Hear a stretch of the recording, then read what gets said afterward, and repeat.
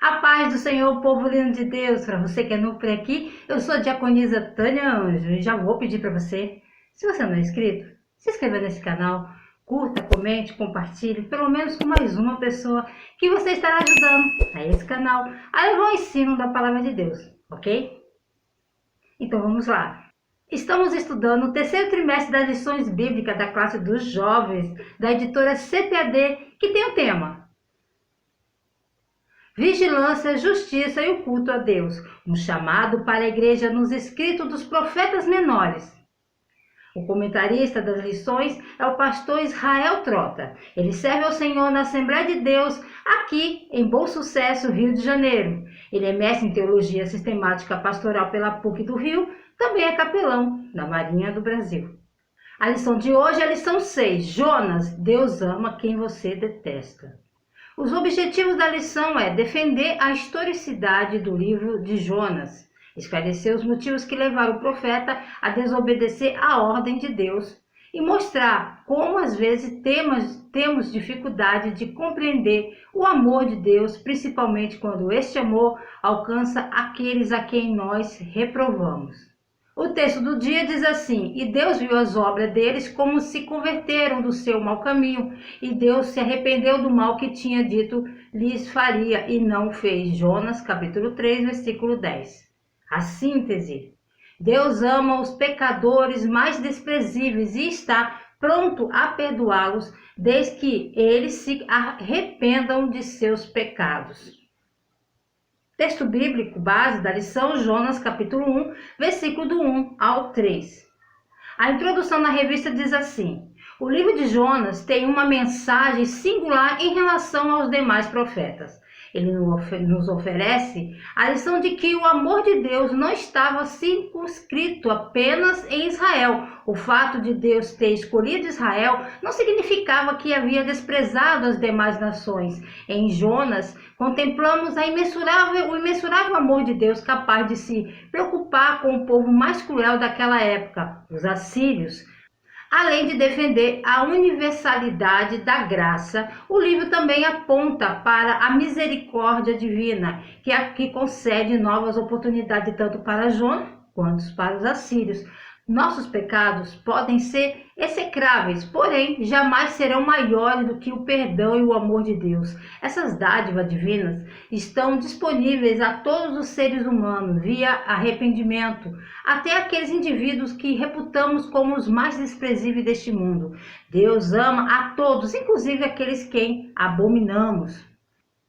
Possivelmente o livro mais conhecido e menos compreendido da Bíblia é o de Jonas. Os missionários costumam falar sobre Jonas, por isso pensamos que Jonas é um livro sobre missões. De certa forma, Jonas é sobre missões, porque Jonas vai em uma viagem missionária de alguma forma. E ele diz ao povo de Nínive a mensagem que Deus deseja que eles ouçam. Portanto, o livro de Jonas é uma história sobre missões, mas não da maneira que a maioria de nós pensamos. Mostra a imensidão da graça de Deus e a mensagem de salvação que é para todos os povos. Tópico 1. Jonas. Sua vida.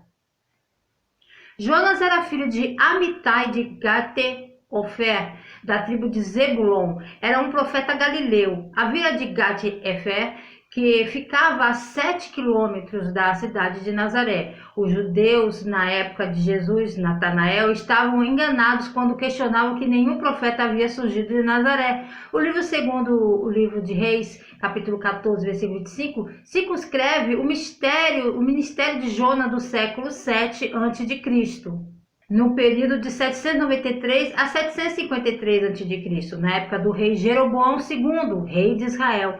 Ele profetizou a expansão geográfica e a prosperidade política de Israel antes dos triunfos de Jeroboão. Deus desejava o bem de Israel. O problema é que a prosperidade anunciada por Jonas levou o povo a se distanciar de Deus. Até então, Jonas estava acostumado a entregar mensagens populares.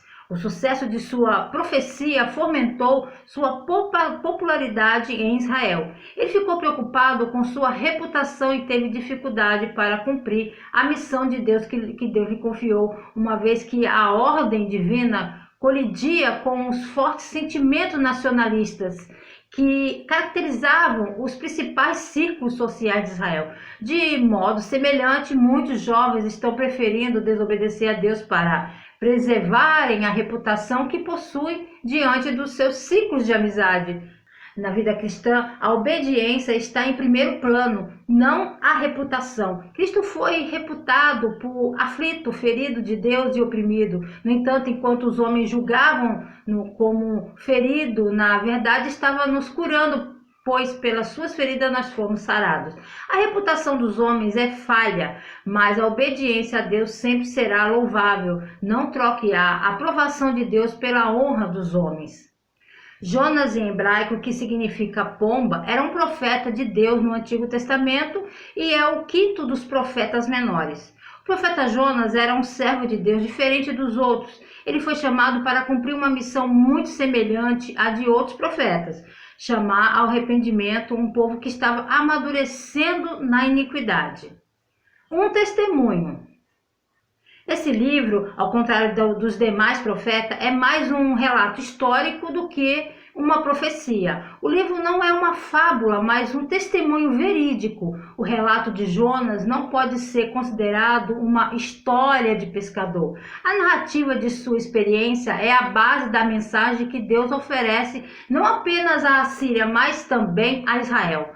Jonas é o único profeta do Antigo Testamento cuja profecia não consiste no que disse, mas o que viveu e testemunhou. Ele é o próprio autor do livro. Alguns chegam a duvidar da sua autoria pelo fato do livro ter sido escrito na terceira pessoa. Alegam que o livro é uma biografia e não uma autobiografia. Porém, era comum o escritor hebraico relatar sua própria história dessa forma. É provável que Jonas escolhesse escrever dessa forma como uma espécie de exortação para si mesmo e para a nação de Israel. Sua história precisa ser divulgada, pois havia muita gente em Israel que pensava semelhante a Jonas. As nossas experiências com Deus podem ser poderosas ferramentas de edificação, por isso, devem ser compartilhadas com as pessoas. Do ponto de vista do mundo, Jonas e esse grande peixe se tornaram parte da literatura, tornando-se parte da lendária história mítica. Embora a história tenha se tornado uma história popular entre pessoas, é considerada ridícula, incrédula e tem sido uma paródia dos livros que estão na Bíblia, como se fosse uma espécie de fábula, porque não é levada a sério ou tem um reconhecimento histórico. A historicidade do livro. Jonas é o livro profético do Antigo Testamento mais questionado pelos teólogos liberais. Infelizmente, o debate em torno desse livro tem obscurecido a sua beleza literária e significação teológica. A história do livro não é fictícia ou parabólica. Não podemos duvidar da historicidade de Jonas. Seu livro foi inspirado por Deus e sua história foi verídica. O nome de Jonas está vinculado a passagens históricas. Jonas é tão real e histórico quanto Jeroboão II. O próprio Cristo ratificou sua historicidade ao citá-lo como um profeta. Se negarmos a historicidade de Jonas, questionarmos a veracidade das palavras de Jesus, se Jonas foi uma lenda, Cristo faltou com a verdade ao relatar a conversão dos ninivitas. Jesus confirmou os grandes pilares históricos de Jonas, sua estadia dentro do peixe e a grande conversão dos ninivitas. Assim como Jonas ficou 3 dias no ventre do grande peixe, o Filho do Homem ficaria em um tempo similar no coração da terra. Existia uma conexão real entre Jonas e Jesus, pois ambos serviram de sinal para suas gerações. Ele foi o único profeta indicado por Cristo como seu antitipo, para representar a maior verdade bíblica, a ressurreição de Jesus dos mortos. É claro que Jonas é um tipo de Cristo de acordo com as próprias palavras de Jesus.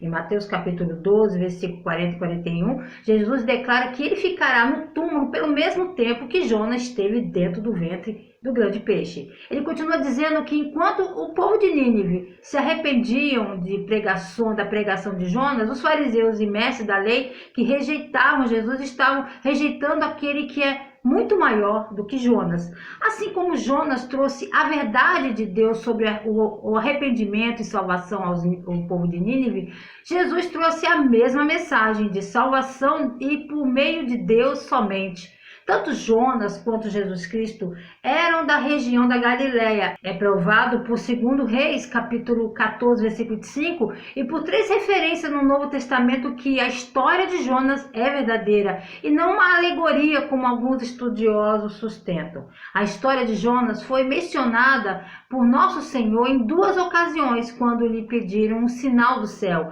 Em cada caso, ele deu o sinal do profeta Jonas, visto que o incidente na vida daquele profeta era um símbolo de sua própria morte e ressurreição de Jesus Cristo. Tópico 2. A experiência do profeta. A ordem divina. Jonas recebeu uma ordem clara: levanta-te e vai à grande cidade de Nínive. A maldade, malícia de Nínive, capital da Síria, era grande. A Síria era uma espécie de Sodoma e Gomorra reerguida naqueles dias. Era um epicentro mundial da violência, tortura, feitiçaria, idolatria, etc. O profeta Naum chama Nínive de a cidade sanguinária. A deusa Ista da guerra e do sexo era a principal divindade adorada na Síria.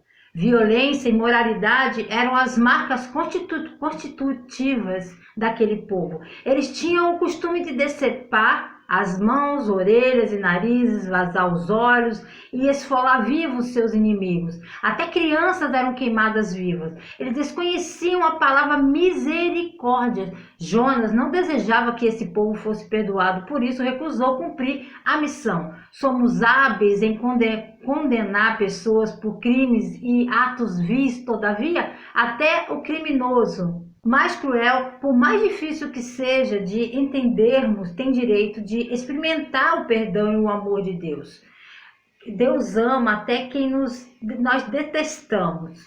Quando observamos o mapa da viagem de Jonas, Nínive fica 500 milhas a leste da cidade natal dele e cerca de 3 milhas de Nazaré, mas em vez disso ele foi para o oeste em direção a uma vila de pescadores perto do Estreito de Gibraltar, ao sul da Espanha, cerca de 2.500 milhas a oeste. Ele provavelmente teria ido para a estrada de caravanas a oeste da cidade dele, que as caravanas percorriam do Egito à Síria. Se ele virasse à direita, ele iria para a Síria, mas ele virou à esquerda para ir para o sul, para a cidade costeira de Jope, de onde navegaria para Tarsus. Nínive era o centro comercial conhecido na época de Jonas. Tinha terraços, arsenais, depósitos, bibliotecas e templos.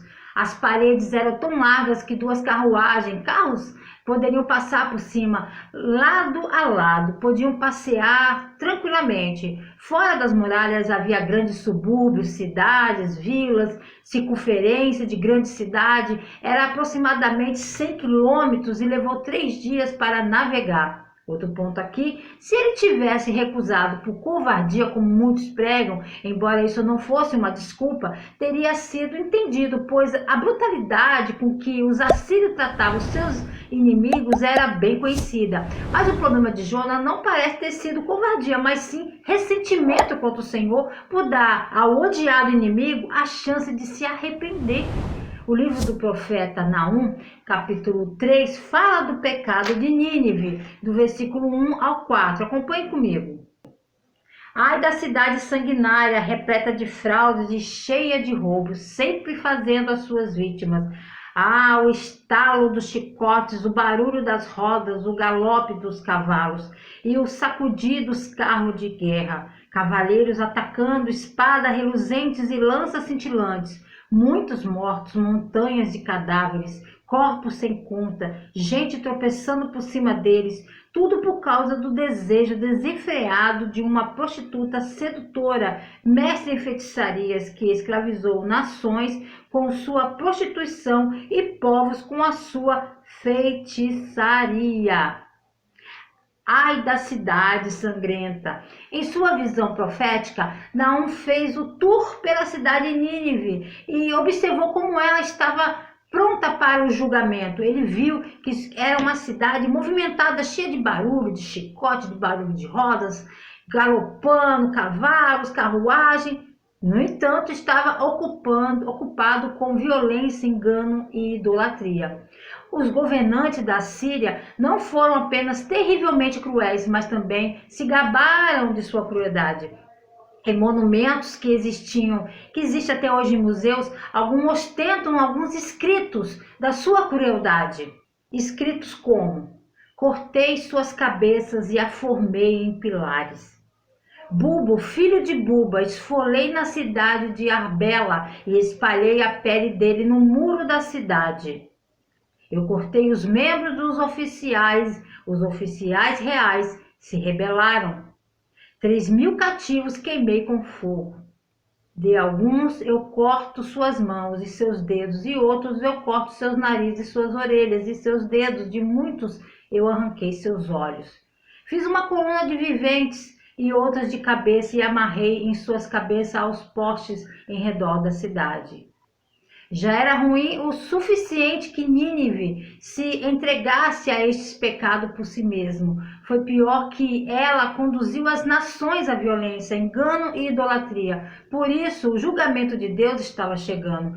Milhares de tábuas encontradas no Vale da Mesopotâmia mostram uma superstição abismal. Centenas de encantamentos e feitiçarias foram trazidos à luz. Lembrando que Nínive se tornaria mais tarde a cidade de Mossul, hoje no Iraque.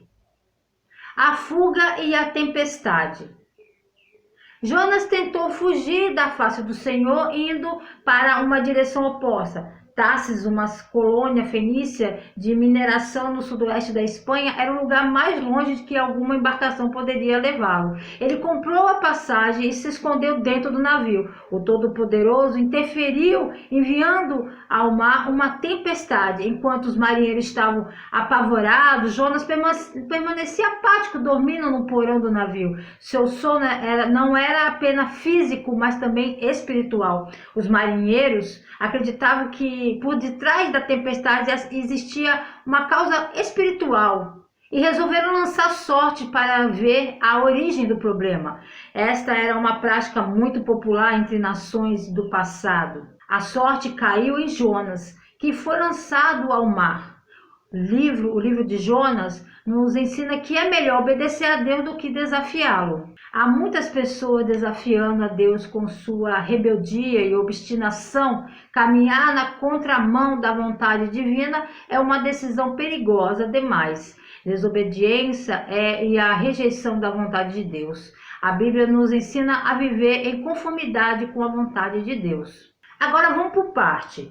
Qual era a prática de lançar sorte? O que quer dizer isso? A prática de lançar sorte era um antigo costume que servia para se chegar a uma decisão na ausência de uma manifestação direta da vontade do Senhor. Também era usado quando uma decisão imparcial era desejada. O caráter e a forma dos objetos usados naquela época não são conhecidos, nem o método pelo qual o sorteio foi lançado. Alguns estudiosos sugerem que eram pedras lisas ou varas coloridas ou marcadas com símbolos. Os pagãos lançavam sorte porque acreditavam que as divindades guiariam o resultado. O interessante, vamos notar, que os marinheiros clamaram por seus deuses. Então, mais tarde, eles realmente oraram para o único e verdadeiro Deus. Mas Jonas, em vez de orar ao Deus verdadeiro, nem mesmo acordava e ainda estava lá dormindo. Havia pessoas ao redor de Jonas que se dirigiram para a morte e a destruição. E Jonas, que é o único que podia ajudá-los a ficar em segurança, estava dormindo. Veja só que como Jonas no barco tudo vai mal, mas com Jesus no barco tudo vai bem. E você quer saber por quê? Ele estava em desobediência. Quando estamos vivendo em flagrante desobediência a Deus e sabemos disso, uma das coisas mais difíceis de fazer é orar. Ao longo de todo o capítulo, vemos todos orando no barco, exceto Jonas, e ele sabe mais sobre Deus do que qualquer outro que estavam ali. Quando você estiver tendo problemas para orar, peça a Deus para revelar qual é o seu pecado em sua vida e peça a Ele para examinar seu coração para que você possa confessar confessá-lo e se arrepender e voltar a ter comunhão correta com ele. E se você conhece o pecado, deve confessá-lo e arrepender-se, para que sua vida de oração possa continuar sem obstáculos. Jonas capítulo 1, do versículo 11 ao 16, Jonas sugeriu ele mesmo que fosse jogado para fora do navio. Como esses versículos mostram que, embora Jonas tenha fugido, ele não o fez por covardia. Os homens não aceitaram a oferta de Jonas antes de terem feito todos os esforços para se salvarem de outra maneira. O desejo de Jonas de fazer isso também mostra que ele entendeu que seu comportamento não agradava a Deus. Então mostra que os marinheiros jogam Jonas na água, muito contra as suas próprias vontades. Só fizeram porque Jonas ordenou que o fizessem, na tentativa de serem absolvidos de qualquer ofensa diante de qualquer Deus. Os marinheiros ofereceram uma oração ao Senhor e oraram para que o que estavam fazendo não fosse causado por eles. Mas esse fato não é base nenhuma para fazer rifa na igreja, tá? A Assíria, no entanto, era uma ameaça constante. O fato é que, devido à rebelião progressiva de Israel, o profeta Oséias e Amós, contemporâneos de Jonas, declararam que Deus usaria a Síria como instrumento de punição contra o seu povo.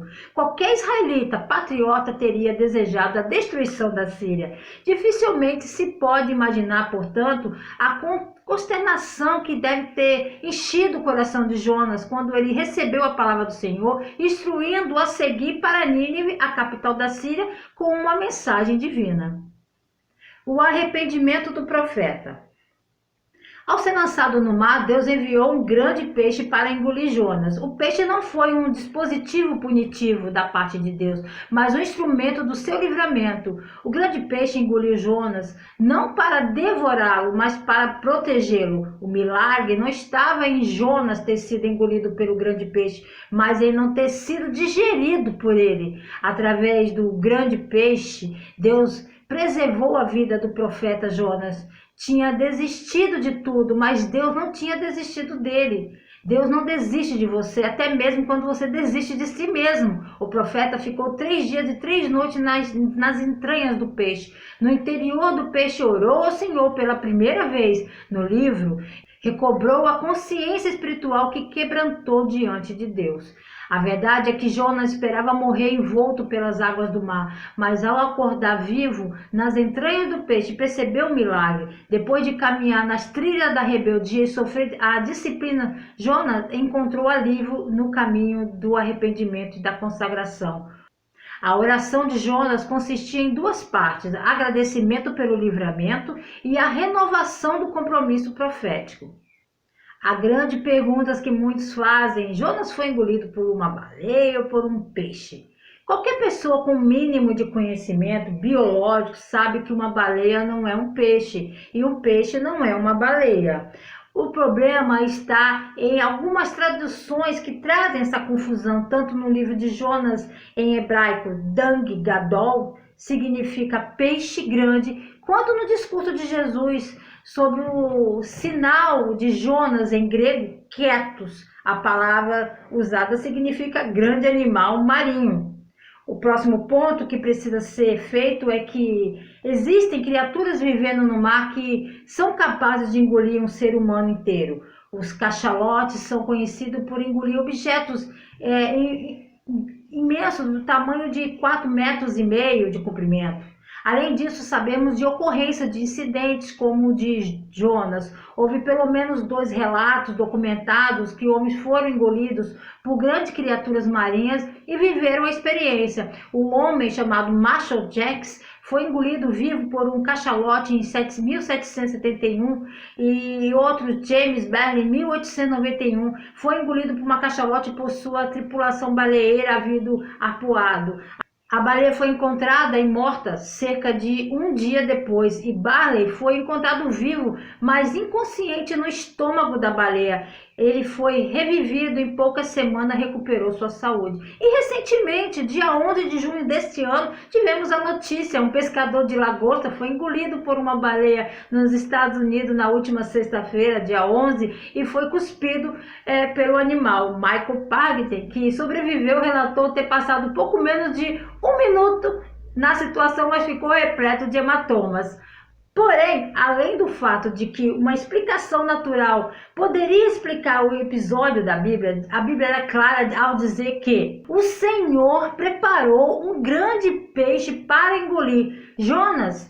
E Jonas teve 3 dias dentro do estômago do peixe. Isso pode significar um peixe especial feito para essa ocasião, ou pode significar que Deus dirigiu uma das grandes criaturas marinhas para engolir o profeta rebelde. Seja qual for o caso, a mão sobrenatural de Deus estava envolvida. A conclusão? Existem boas razões para aceitar o relato de Jonas de maneira literal. O peixe envolvido por ter sido especialmente preparado por Deus, ou pode ter sido uma das criaturas desconhecidas dos homens. Qualquer que seja a explicação, o relato dado da Escritura é milagroso. Jonas, nesse caso, se desesperou, finalmente voltou-se para o Senhor e sua oração mostrou o arrependimento sincero. Seu uso da palavra Sheol, que em hebraico significa mundo dos espíritos e às vezes traduzida como tumba, é outra analogia com o que acontece com Cristo em seu sepultamento. A promessa de Jonas de pagar o que havia prometido foi a sua maneira de expressar que cumpriria a missão que lhe fora confiada e, portanto, Deus ordenou ao peixe e ele vomitou Jonas no chão. Tópico 3. A lição do livro. A pregação de Jonas. Jonas foi novamente comissionado por Deus. O grande peixe vomitou no litoral palestino, provavelmente próximo ao porto de Jope. Ele precisou se dirigir a Nínive, realizando uma longa viagem. Chegando lá, a mensagem proclamada por ele foi catastrófica. Pareceu incondicional, pois Jonas não apresentou a possibilidade de salvação. Era uma mensagem de juízo e calamidade. O profeta anunciou: ainda 40 dias e Nínive será subvertida. A palavra subvertida no original é a mesma utilizada para retratar a destruição de Sodoma e Gomorra. O profeta tinha fogo em suas palavras. A misericórdia pelos ninivitas não ardia em seu coração. Embora tivesse sido alvo de misericórdia, se comportou como um instrumento de juízo. Mas os ninivitas foram impactados com a pregação dele. A resposta dos ouvintes foi imediata. Proclamaram um jejum, vestiram-se de panos de saco e se humilharam. O arrependimento foi unânime. Eles não justificaram seus erros, apenas clamaram pelo perdão divino. O arrependimento sincero é um ato de graça, da graça de Deus, nos concede e esta atitude tem o poder de mudar completamente o nosso destino. O arrependimento é uma via de restauração espiritual. As palavras de Jonas parecem ter um efeito imediato e muito positivo no povo de Nínive. Não podemos fazer mais do que conjecturar sobre o motivo que levou o povo não israelita a acreditar em um profeta hebreu. Talvez tenham sido levados ao arrependimento pela presença de um estrangeiro que, aparentemente, sem se importar com a segurança pessoal, veio de tão longe para expor os pecados de um povo desconhecido para eles. De qualquer forma, sua missão teve um resultado esperado. Nínive se arrependeu em panos de sacos e cinza. Um pano escuro e rústico feito de pelo de camelo e cabra. Antigamente era usado para fazer bolsas e alforjes. Era chamado de saco.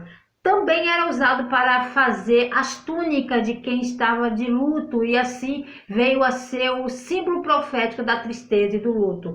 Era costume para aqueles que estavam de luto vestir-se de saco e espalhar cinza sobre as cabeças ou sentar-se sobre a cinza, mostrando assim que sua alegria havia passado ou havia sido destruída. O uso de pano de saco e cinza também era antigamente considerado um sinal de humildade e penitência, quando as pessoas recorriam ao saco e às cinzas para ajudá-los a adquirir força espiritual para comungar com Deus. Essa prática também era acompanhada de jejum e oração. Daniel, por exemplo, dá essa explicação como um prefácio do relato de suas grandes petições ao trono da graça.